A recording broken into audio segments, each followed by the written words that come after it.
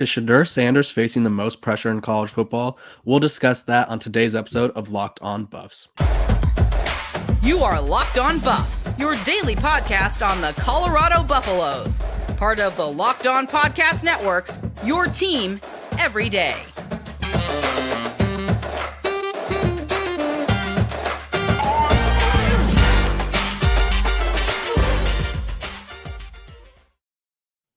Welcome to Locked On Buffs. I'm your host, Kevin Borba, and joining me again is John Garcia Jr., my recruiting expert / insider / savant, everything in between. John, how you doing? I'm doing well, Kevin. Good to be back on with you. Good to have you back. Before we start, we want to thank you for making Locked On Buffs your first listen of the day. We're available wherever you get your podcast and YouTube. And before we start the episode, we also have to give a shout out to FanDuel. This episode is brought to you by FanDuel Sportsbook, official sportsbook of Locked On. Make every moment more. Visit FanDuel.com/LockedOn today to get started. Okay, John, I'm just scrolling through my feed the other day, and all of a sudden, I see Shedeur Sanders' name pop up in the ESPN article. So, as anyone does who follows the Colorado football program, you click on it, right? Well, they were having a roundtable to discuss who is facing the most pressure in college football. And out of all the transfers in college football, they deemed him the transfer that is facing the most pressure in college football. What do you think? I can see the argument made among transfers, but at that position, obviously, every single QB1 is under immense pressure. I would certainly put several other quarterbacks in front of him in general, but if you go purely based on the transfers, I understand the argument, right? Because look, this Colorado spotlight, for better or worse, is only going to brighten going forward as we get closer to spring ball, certainly as we get closer to the 2023 season. And the type of approach that his father, Deion Sanders, brings to the program, it's polarizing. It's honest. It's probably oversaturated to a degree. And that creates not only a bigger spotlight, it creates detractors. It creates haters, whatever you want to call it. There's going to be a contingent of people, whether it's in the sport, from the fan perspective, et cetera, that are going to kind of be rooting for Colorado to fall on its collective face. And if that does happen, obviously Shedeur will be at the on-field center of that situation. But I think relative to objectivity and normal expectations, you can't say he's got the most pressure at any one spot position, even among transfers, I think, because he's coming into obviously a 1-11 program that, yes, the roster is going to be overhauled, but the expectation is like maybe a bowl, and I don't think there's any other program in the country where the expectation is maybe getting to a bowl that's going to have the spotlight that Colorado is going to have. So in that regard, I get it. But even in the conference, there are literally 5, 6, 7 other quarterbacks that are going to have more pressure on them. I'd argue DJ Uiagalelei among transfer quarterbacks has more pressure, right? Was way more highly touted than Shedeur coming out of high school. I mean, at one point, he was neck and neck with Bryce Young as the #1 quarterback in that recruiting class. So to have that type of expectations, get a lot of snaps as a true freshman, and then kind of backtrack at Clemson, I think there's a lot more pressure on DJ to resurrect things in Corvallis, which I think he will, by the way. So even among transfers, saying it out loud, I don't think Shedeur has the most pressure. But in the Pac-12, there's so many more quarterbacks that more folks are going to scrutinize and watch more closely than they will with him. But attached to the Colorado program does bring another layer or two of pressure. So I do understand it in that regard. But again, it's not like everyone's calling for a Pac-12 title run or a CFP run. If that were the case, fine. But it's certainly, at least right now, feels very far away from that point.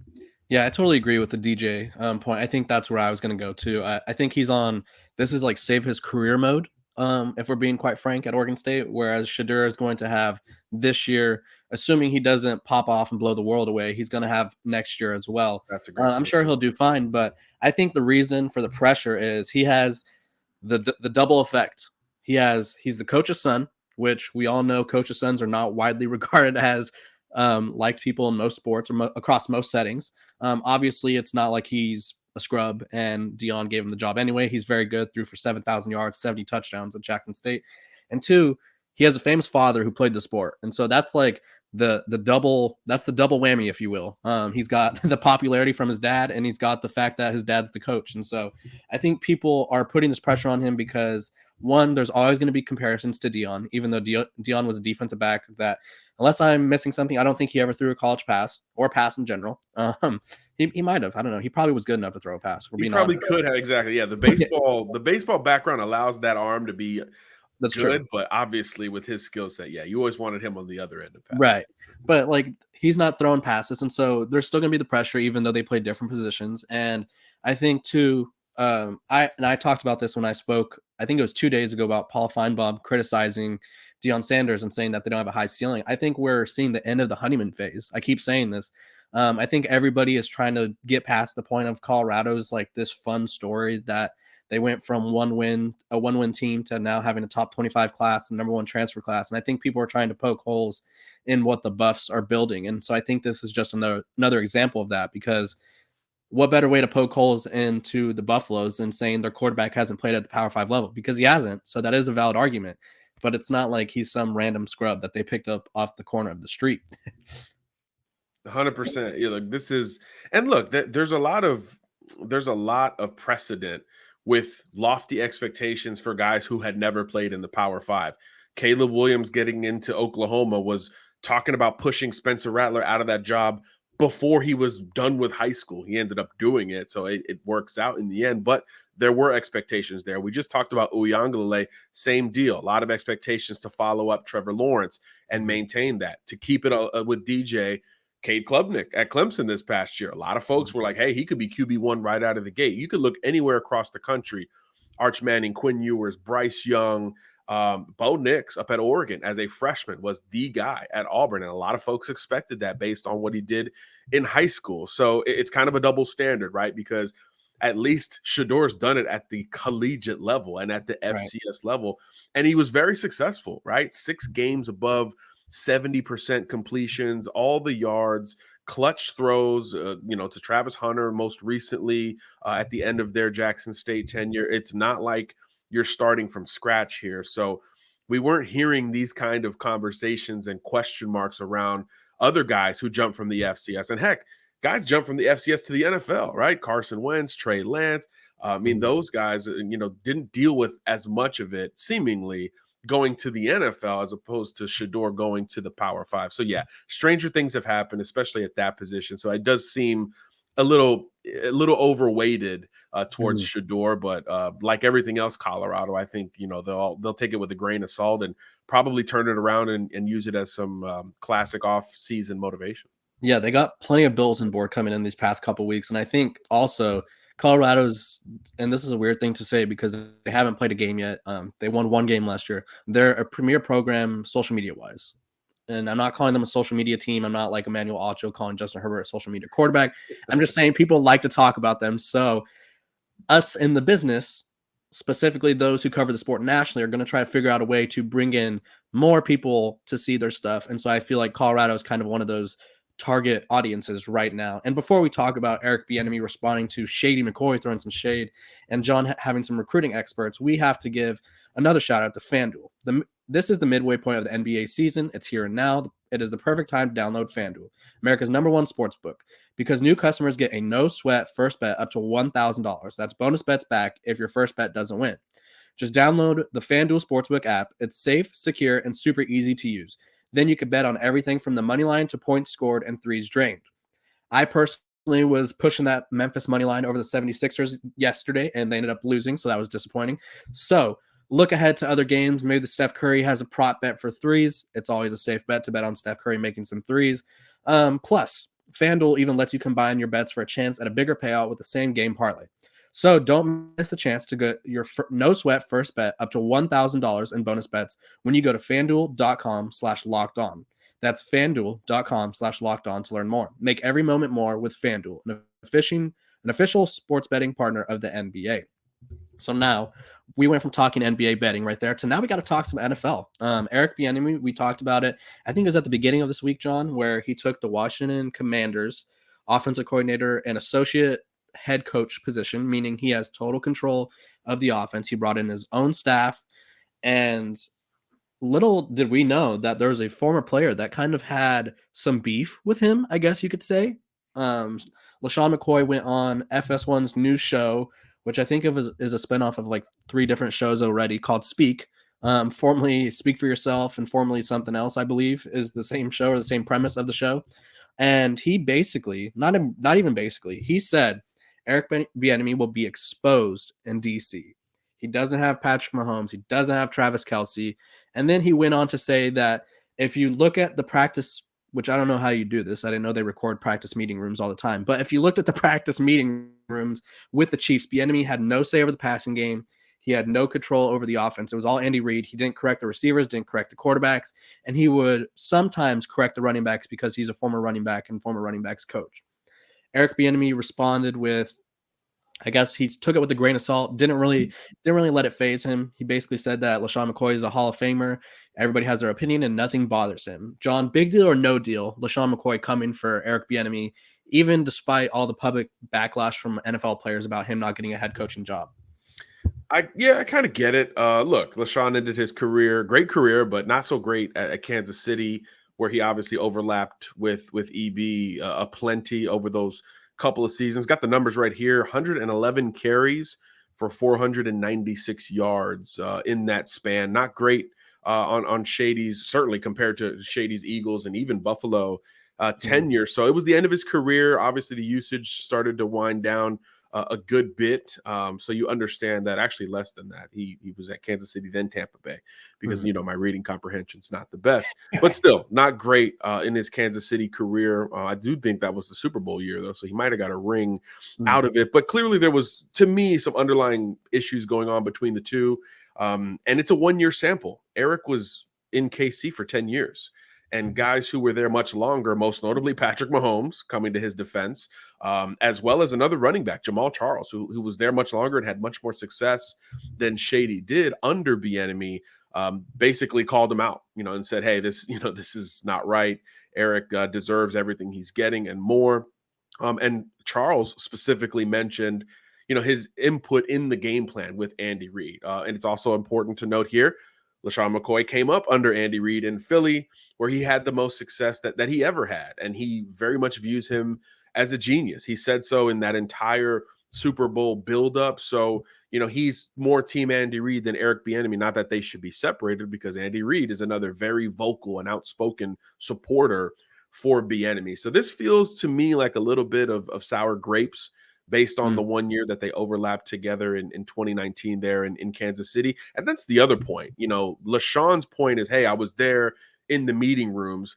That's it's a 10% sample of the time Bieniemy was in Kansas City, 1 year out of 10. So I do think that's important to note. And his most recent year was in 19. So 4 years ago. There's no reason to believe that Bieniemy would have had, lesser of a role, in a previous decade. There's all the reason to believe he's had more and more input as each season has progressed. And throughout the last 4 seasons since Shady was there, obviously Super Bowl runs, AFC title runs, and nothing worse than that under the Reid and Bieniemy combination. So everyone else in the league, insiders, outsiders, players, etc., thought this was overdue for Bieniemy. So I'll generally take their side of the coin as opposed to somebody who overlapped with him for a few months, in essence. Yeah, for sure. And before I make my point, I do have to thank you guys for making Locked On Buffs your first listen of the day. Make sure you check out our brand new podcast, Locked On College Basketball. Everything you need to know about college basketball in one place, plus hear from big name experts, insiders, coaches, and players. Locked On College Basketball, available on YouTube and wherever you get your podcast. I think my favorite person to call out Shady McCoy was actually Tyreek Hill, who is now with the Dolphins. He tweeted at him that he was still upset that Bieniemy told him to talk the ball, because if you guys didn't know, Shady is notorious for base. I honestly want to compare it to the Michael Vick of running backs, where it's like just it's not high and tight. It's barely like on the wrist and just wherever the arm goes kind of thing. And he jokingly tweeted that at LeSean McCoy, saying that he was still salty about that. I think this is kind of, especially we're seeing this a lot with former players now. They have 2 routes in the media field. There's the JJ Redick route, who he becomes the beloved analyst who obviously knows a lot about his sport and people respect him for his opinions. and he kind of combats all of these narratives. And you see it on First Take every time he's there. He combats with Stephen A. Smith and Mad Dog about whatever their outlandish NBA takes are. This is ignoring his latest Larry Bird thing because all the old heads hate that. But JJ Redick, for the most part, is a beloved college or a beloved basketball analyst. And then there's guys like Emmanuel Acho. I think LeSean McCoy is along those lines too, where they obviously don't need the followers. They don't need the money. They made plenty of money during their NFL careers. But I think there's a route. Yeah, well, true. But McCoy, he's set. He should be set at least. And I think there's a route for being the guy that kind of goes against the grain in terms of like not defending players and coaches. And so I think that's the route he's kind of choosing to take. This isn't his first time calling somebody out. And I think the extent of calling someone out that he went to, of saying he's going to be exposed, like that's basically saying that Eric Bieniemy has no idea what he's doing. Like exposed is when someone gets exposed, it's like they're a fraud is basically what they're saying. And now he didn't say this, but I'm just saying when you're saying that someone has a potential to get exposed, you're basically saying that they're along the terms of fraudulent. Right. And so which would make EB a phenomenal actor if true. I mean, wow, what a hustler if he could keep that job for 10 years under a Hall of Fame Super Bowl coach and an MVP quarterback all these years. I mean, that would be quite the hustle for sure. Right, exactly. And so I think we're just seeing the kind of personality LeSean McCoy is going to have in the media. I'm sure he's going to hype up certain people when it's due, but I don't think he's going to shy away from criticizing. And I think this is just one of the few examples that we've seen of former athletes or coaches criticizing, because most of the time they are very lukewarm on situations. It's just interesting that he chose to go boiling hot on a situation on his former coach. And so maybe there was a little kerfuffle or kermuttance along the way in Kansas City on his way out. And our last discussion of the day, John has some great recruiting insider information for us. If you haven't been following along at Athlon, which you should be, we have some great news in regards to Colorado recruiting, the quarterback position, the defensive back / wide receiver position. So John, first give some details on the quarterback that you were having some discussions with. Give us a little storyline and a breakdown of where he's been and what he's been up to. Yeah, so Marcos Davila is a red hot kind of ascending quarterback recruit in the class of 2024. He's out of Midland Lee in Texas, one of the storied programs. If you watch Friday Night Lights, that's Odessa Permian, one of their rivals, Midland Lee. Go watch the movie. You'll understand where this kid is from. One of those one stoplight, shut the town down kind of high school towns. And he blew up big time junior season, over 3,000 yards, nearly 40 touchdowns. And a lot of schools came calling in the fall over into the new year. He jumped on board with TCU in December, understandably. Horned Frogs in state, huge run under Sonny Dykes and Garrett Riley. But of course, into the new year, Riley moves on to Clemson, and a lot of folks start making phone calls to Marcos as his recruitment just kind of continued to pick up momentum. Colorado, Miami, Houston, a bunch of schools jump in with new scholarship offers. Obviously, TCU makes adjustments to its offensive staff.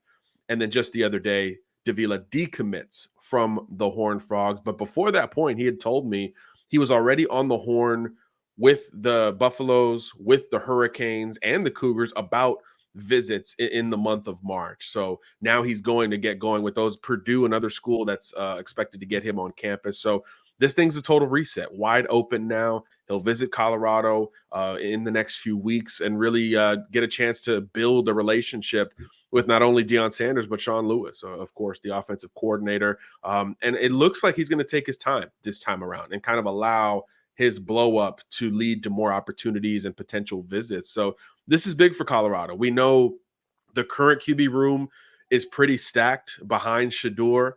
They've signed 2 quarterbacks in the class of 2023. So there is some depth and some volume there. But now going forward, obviously, Colorado's got to build the post-Shedeur Sanders era QB room. So that means you got to hit not only the portal, but the high school ranks very hard. And Marcos Davila all of a sudden looks like a very prime candidate to potentially be a QB for the Buffs in the near future. And again, he's a hot ascending prospect.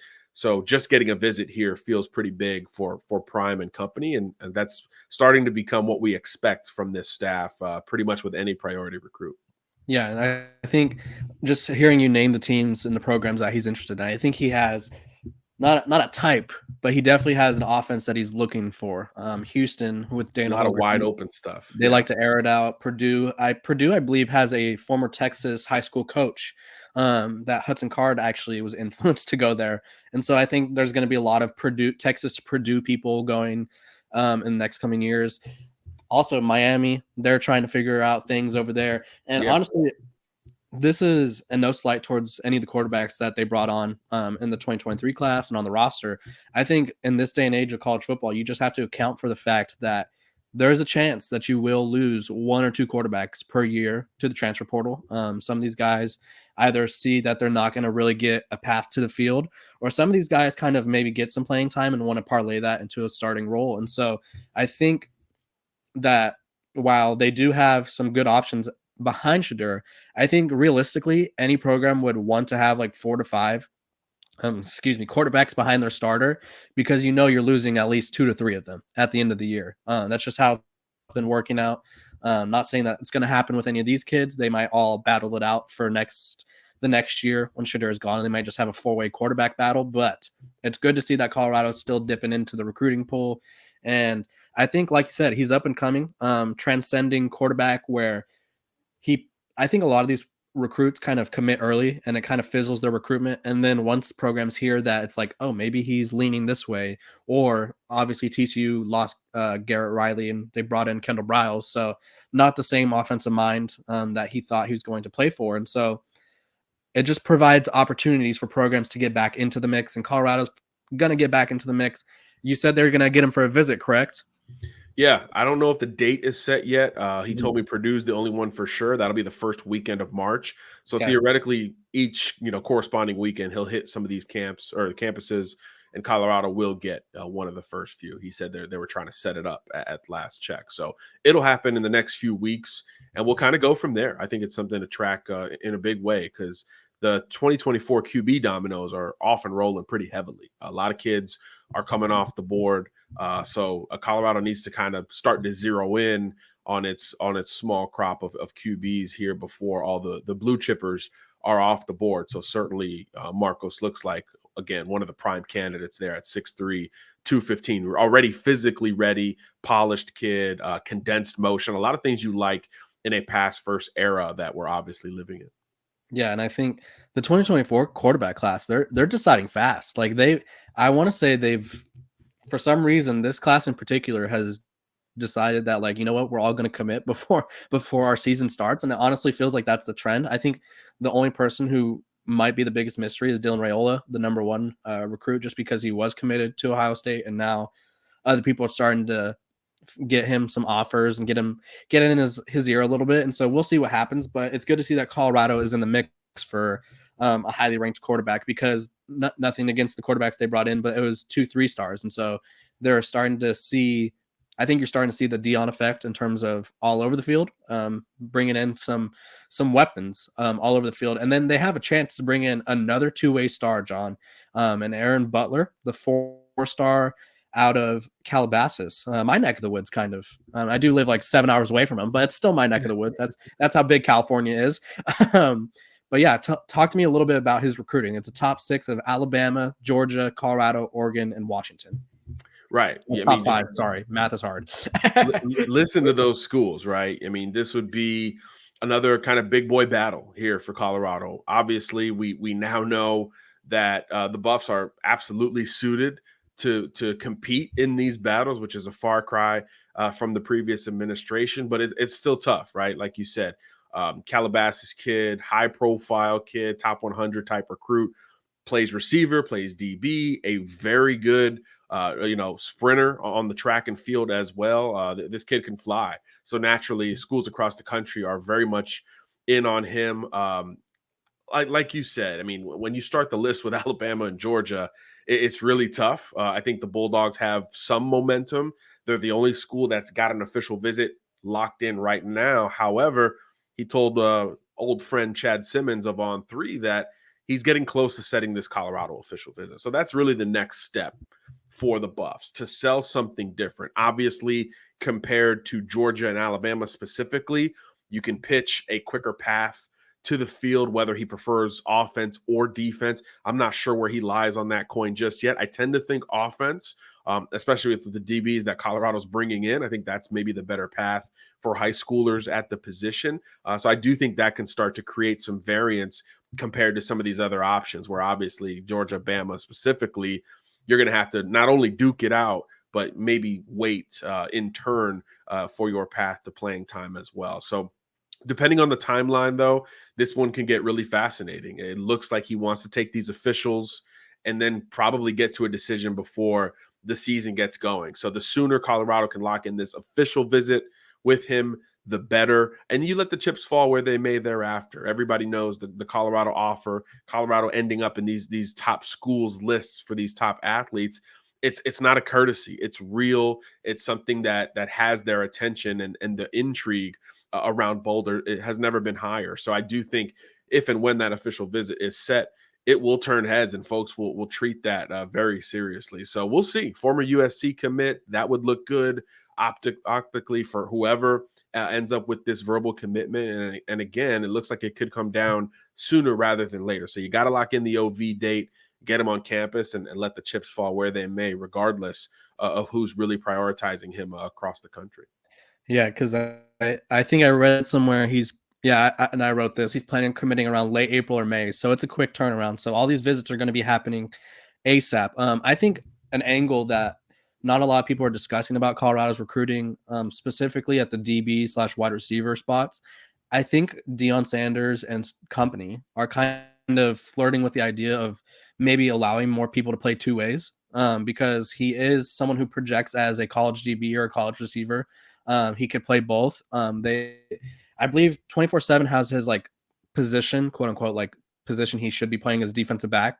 But they also said he could be a wide receiver. And so it's kind of like a Travis Hunter situation where they could play both ways. And so we'll see if that's something that Colorado kind of leans into, because that was also something that 2025 recruit, I think it's Daune Morris, Daune Morris, talked about. He plays wide receiver, running back, nickel, kick returner, punt returner, and says that's something he likes to do. And so maybe that's Colorado's like pitch that's setting them apart, because you're likely not playing two ways at Alabama. You're likely not playing two ways at Georgia. Oregon, Washington, maybe, but it's like, where would you want to play two ways at? Yeah, right. It's like a maybe there. Colorado has I guess, the best opportunity to see the field, and maybe the best opportunity to see the field both ways. I think they have a lot of interchangeable parts at certain positions, and if they want Travis Hunter to play both ways, then they're going to have to give him some rest on offense, just because of how fast the nature of the offense is. But yeah, we will keep you guys updated on Locked On Buffs. Make sure to like, subscribe, and follow us wherever you get your podcast. Give us 5 stars. And before we depart, we also must give a shout out we have to thank you for making Locked On Buffs your first listen, because it should be your first listen of the day. It's the best way to start your day, in our opinion, our humble opinion. For your second listen of the day, though, check out our brand new podcast, Locked On College Basketball. Experts Isaac Schott and Andy Patton bring you everything you need to know on and off the court, plus hear from big-name experts, coaches, and players throughout the basketball landscape. Locked On College Basketball, available on YouTube and wherever you get your podcast. Me and John want to thank you guys for listening to our podcast, Locked On Buffs. Make sure to share, comment. We've been getting a lot of comments lately, and we will address if you guys have questions. We could do like a fan question type of thing. Absolutely. But yeah, make sure to share, like, subscribe. We appreciate you guys, and we will see you guys on Monday, because it is Friday.